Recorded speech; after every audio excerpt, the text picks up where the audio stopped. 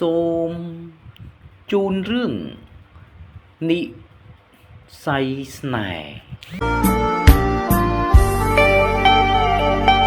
និស័យស្នេហ៍និស័យស្នេហ៍ព្រំលីខិតចាពីបពេស្រីនៅលើលោកល្អមិនតិចទេតែ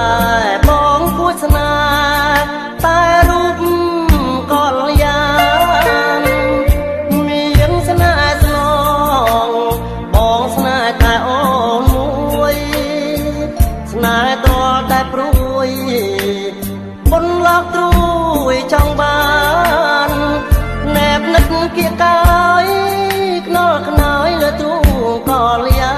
នស្រង់ក្លិនភុំផានព្រៀបបានឋានសុខីលេ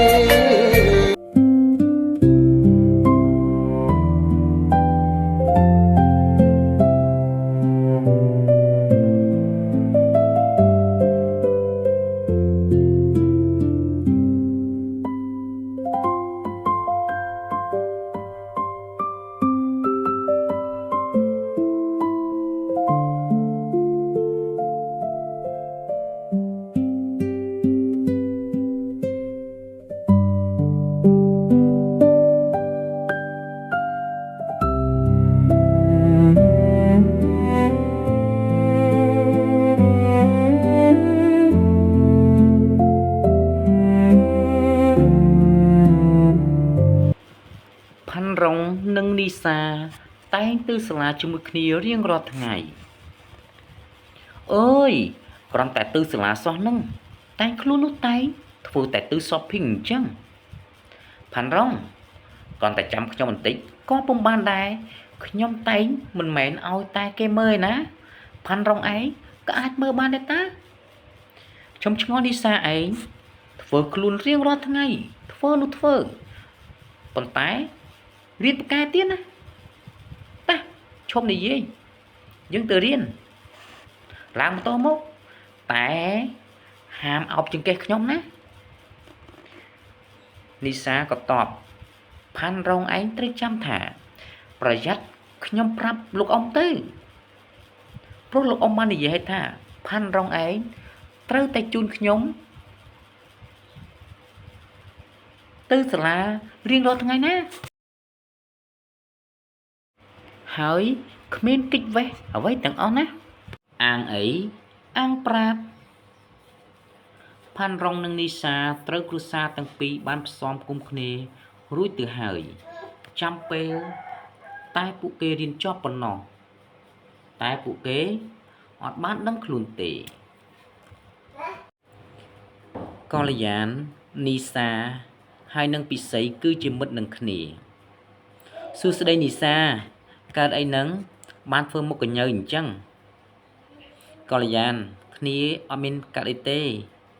ពេលនោះដែរពិសីក៏និយាយនីសាប្រហែលជាខឹងបងផាន់រងហើយបើគ្នាវិញបានអ្នកឌុបសង្ហាបែបនេះគ្នាមិនខឹងទេណាពេលនោះកល្យានក៏តបណែប៉ិនណោះចុះលំហាត់គណិតវិទ្យាដែលលោកគ្រូដាក់ឲ្យធ្វើហើយឬនៅបានជាសប្បាយចិត្តយ៉ាងនេះមិត្តភ័ក្តិគ្នាទៅហើយនោះចាំមើលពេលប្រឡងគណិតវិទ្យាដឹងតែនិទេសអេហើយពេលនោះដែរផាន់រងនៅអត់ស្ងៀមក៏និយាយខ្ញុំសុំចូលរៀនមុនហើយព្រោះថាទីនេះសម្បូរអ្នកមានវោហារស័ព្ទណាព្រោះខ្ញុំអត់ទៅពូកែខាងនឹងទេខ្ញុំសុំទៅរៀនមុនហើយពិសីក៏ឆ្លើយយីឌឺផងនេះ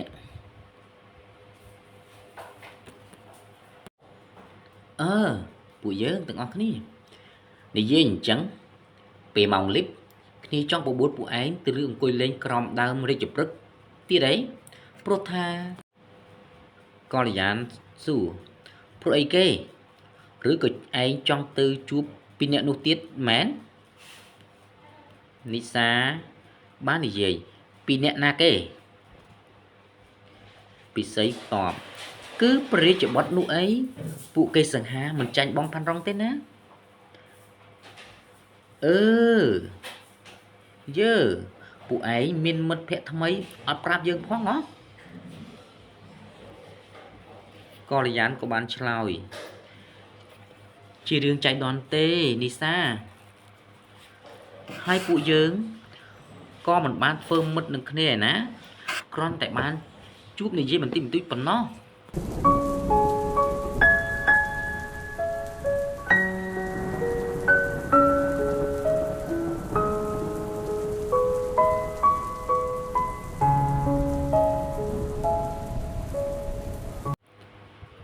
និយាយពីឧត្តមនិងពន្លឺវិញក្រោយពីបានជួបពិសីមក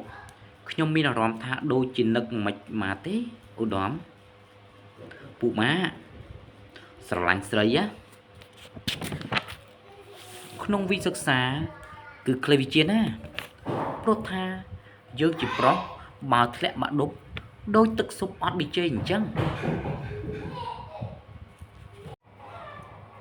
ពន្លឺបានតបរឿងនេះត្រូវមួយផ្នែកដែរប៉ុន្តែបើយើងមានសេចក្តីស្នេហាក្នុងពេលសិក្សាប៉ុន្តែយើងកុំធ្វើអ្វីដែលហួសដែនកំណត់យើងគ្រាន់តែគិតមួយចំណែកទូចតែប៉ុណ្ណោះយើងត្រូវយកពេលវេលាទៅគិតខំរៀនសូត្រសិក្សាជ្រៅជ្រាវដើម្បីឲ្យការរៀនសូត្ររបស់យើងនិងដើម្បីការប្រឡងរបស់យើងនៅពេលខាងមុខហ្នឹងបានតែល្អត្រូវទេសម្លាញ់ពន្លឺបាននិយាយឧត្តមចាំម៉ោងលីប